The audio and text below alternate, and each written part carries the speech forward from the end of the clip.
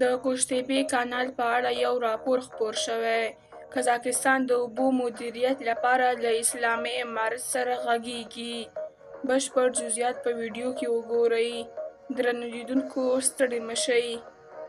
د قزاقستان د اوبیزو سرچینو او اوبو رسونې وزارت د ارال سمندر او جهیل د ساتنې لپاره له اسلامي امارت سره د همغږۍ او اړیکو پلان اعلان کړی دی. د نوموړي هیواد د اوبیزو سرچینو او اوبو رسونې وزارت د واکمنۍ د اپریل پر 15مه په یوه خبري غونډه کې د وزارت ستراتیژي په ډاګه کړه چې د اوبو د مدیریت په برخه کې د سرحدي همکارۍ اړتیا پر ډېرېدو ده. ارال سیند چې یو وخت د نړۍ تر ټولو لوی جهیل ګڼل کېده، په تېرو څو لسیزو کې د اوبو د انحراف له امله کوچنی شوی، چې نه یوازې قزاقستان بلکې نور ګاونډي هیوادونه یې هم اغېزمن کړي دي.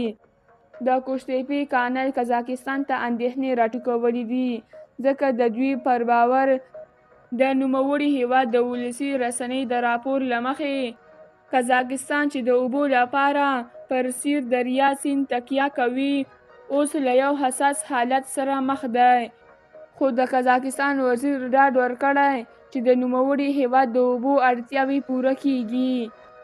د سمرقند د اوبو په وروستۍ ناسته کې په دې اړه خبرې وشوې چې د ازبکستان، قزاقستان او نورو هیوادونو متخصصان له افغانستان سره د ارال سیند د ژغورنې نړیوالې ادارې له لارې کار وکړي چې د اوبو اړوند ننګونو باندې همغږي رامنځته کړي.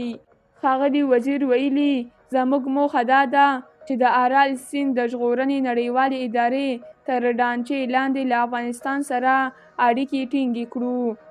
د ازبکستان د اړوندو وزارتونو استازو له اسلامي امارت استازو سره په تاشکند کې لیدنه وکړه او په یوه ځانګړې غونډه کې یې ګډون درلود. د ترلاسه شوو معلوماتو له مخې اوس به د ازبکستان متخصصان په افغانستان کې د اوبو په روانو چارو کې مشورتي مرسته کوي. قزاقي شنونکي پر دې باور دي چې د قوشتېپې کانال ښایي د قزاقستان زامبیل ولایت او سویلي سیمې چې له وچکالۍ سره مخ دي اغېزمنې کړي. درنو لیدونکو له ملتیا مو مننه.